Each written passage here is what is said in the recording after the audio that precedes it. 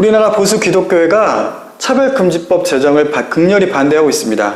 이들이 차별금지법 제정을 반대하는 이유는 차별금지법이 통과가 되면 동성애가 죄라고 목사님이 설교할 수 없고, 그렇게 되면 또 처벌받는다고 주장하면서 차별금지법이 제정이 되면 신앙 양심에 근거한 표현들의 자유들이 심각하게 제한된다고 주장하고 있습니다.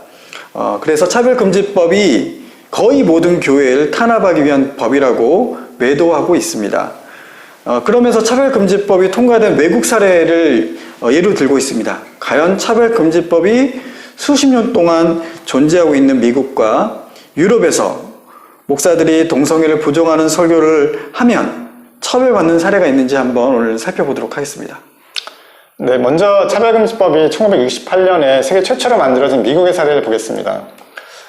저희가 이전의 영상에서 간단하게 소개를 한 적이 있었는데, 그레이슨 프리츠라는 미국의 목회자가 주일 설교 시간에 뭐라고 얘기를 했냐면 정부가 나서서 동성애자들을 죽여야 한다고 했습니다. 그리고 이분은 당시에 또 현지 경찰이었어요. 경찰이면서 이제 목회를 겸해서 하는 분이었는데, 동성애가 죄라는 것뿐만 아니라 동성애자들을 죽여야 한다고 설교를 했음에도 불구하고 이 발언으로 인해서 직장에서 해고가 된다든지 다른 어떤 처벌도 받지 않았습니다. 또 지메네즈라는 목사가 있는데, 이 목사는 캘리포니아의 세크라멘토에서 목회를 하고 있는 분인데 동성애를 혐오하는 것으로 아주 유명한 분입니다. 2016년에 플로리다에 있는 개인 나이트클럽에서 49명이 총기 난사로 죽은 일이 있었습니다. 이때 주일 설교 시간에 뭐라고 얘기를 했냐면, 동성애자들이 죽은 것이 잘된 일이다.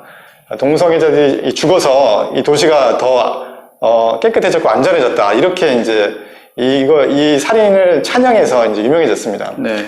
이분이 여전히 지금도 목회를 활발하게 하고 계십니다. 기독교인들이 차별금지법을 두려워하는데 실제로 미국에서 이 차별금지법으로 인한 기소 건수가 많지 않습니다. 2009년에 오바마 대통령 때 개정이 된 이후로 7년 동안 33건이 이제 이것으로 기소가 되고, 특별히 성적 지향과 관련된 기소 건수는 7년 동안 11건이었다고 해요. 더욱 중요한 것은 미국에서 차별금지법을 위반한 혐오 범죄는 어떤 발언에 대해서는 전혀 문제가 되지 않고 신체 상해를 유발했을 때로 제한합니다. 동성애자에게 동성애가 죄라고 이렇게 이런 발언 등은 미국에서는 차별금지법의 처벌 사유가 되지 않습니다. 스웨덴의 아케 그린 목사는 오늘교회 CGN 뉴스 인터뷰까지 나올 정도로 우리나라에 굉장히 유명한 분이신데요. 그분이 이제 CGN과 인터뷰를 했는데 인터뷰 제목이 동성애 설교 첫 실형, 아케 그린 목사를 만나다입니다. 제목이 참 자극적이죠. 이 제목에 의하면 동성애 설교로 법적인 처벌을 받았다는 뉘앙스인데, 이분은 동성애 설교를 했다고 해서 처벌받지 않았습니다. 그리고 마치 그분 이후로 여러 명이 동성애 설교로 처벌받는 것 같은 뉘앙스이지만, 적어도 북미와 유럽에서 동성애가 죄라는 설교를 교회에서 한 것 때문에 처벌을 받은 사람은 단 한 사람도 없습니다. 사건의 기호를 간략하게 설명하면, 스웨덴의 목사인 아케 그린은 설교에서 동성애는 비정상이고 사회에 존재하는 끔찍한 악성 종양이라고 했고, 지역 신문에 실린 설교문을 보고 동성애자들이 경찰에 신고하게 됩니다. 1심에서는 혐오표현법을 위반한 것으로 기소가 되어서 징역 1개월을 선고받습니다. 하지만 항소를 하고 2005년 대법원에서 전원일치로 최종 무죄 선고를 받습니다. 아케 그린의 목사의 표현의 자유, 종교의 자유를 대법원에서 인정한 사례라고 볼 수 있습니다. 아케 그린 목사님도 1심은 실형이 맞지만 2005년에 대법원에서 무죄 판결이 났는데, 2020년 오늘의 교회 CGN TV에서 동성애 설교 첫 실형이라는 제목으로 인터뷰 기사를 냈다는 것은 뭔가 이제 이 차별금지법을 반대하기 위한 의도가 있다고 생각이 됩니다. 네. 영국의 사례를 한번 살펴보도록 할게요. 2010년 3월에 영국에 있었던 데일 맥일파인 사건도 굉장히 유명합니다. 이분은 노방 전도자인데요. 지나가는 여성에게 동성애는 죄라고 큰 소리로 얘기했고, 이를 본 경찰이 혐오 발언을 했다는 이유로 그를 체포하고 19시간 동안 경찰서 유치장에서 구금을 합니다. 흥미로운 것은 이 사건이 발생한 이후 게이 인권 운동가인 피터 태첼은 누군가의 견해 때문에 그를 처벌한 것은 너무 나갔다는 입장을 표명했습니다. 표현의 자유가 중요하고 공공장소에서 다른 사람의 행동 때문에 누군가가 놀라고 괴롭힘을 당하는 것을 예방하고 평화를 유지하는 것이 자신의 목표라고 이야기합니다. 데일 맥일파이는 표현의 자유, 종교의 자유를 침해당했다고 3년 동안 소송을 했고 결국 승소를 했고요. 배상금으로 13,000파운드, 약 한국 돈으로 2천만 원 정도의 보상을 받게 됩니다. 하루 동안 유치장에 있고서 한 2천만 원 정도 받았으면 괜찮은 건데 이런 판결이 있은 이후로 경찰도 표현의 자유를 더 존중하는 분위기가 생겼을 것 같아요. 네. 2010년 3월에 영국에서 미국 출신의 노방전도가인 소널도 앞에 있는 동성애자를 향해서 동성애는 하나님에게 진노를 받을 것이고 지옥에 갈 것이다 라고 해서 1,000파운드의 벌금형을 선고받았습니다. 또 하나의 사례를 소개드리면 2013년 7월 토니 미나노라는 미국 목회자가 영국의 윈블던에 선교를 와서 노방전도를 역시 하게 되거든요. 데살로니가전서 4장 말씀을 가지고 성적인 죄에 대해서 25분간 설교를 했는데 이 목사가 한 동성애 혐오 발언에 대해서 여성이 경찰에 신고를 했고 7시간 동안 경찰서 유치장에 갇혀있게 됩니다.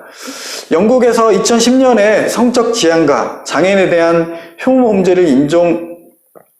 범죄를 인종차별에 대한 범죄와 동일한 수준으로 처벌하는 것으로 법이 개정되면서 1년의 처벌의 사례가 분명히 있습니다. 하지만 법원 판례가 축적이 되면서 표현에 대한 자유가 존중되고 종교적 신념을 표현하는 것에 대한 처벌 사례들이 더 이상 나오지 않고 있는 상황입니다. 길거리에서 동성애가 죄라고 하는 것에 대한 처벌 사례들이 나오지 않고 있지만 이런 행위들이 과연 옳은가를 한번 생각해 볼 수 있을 것 같아요.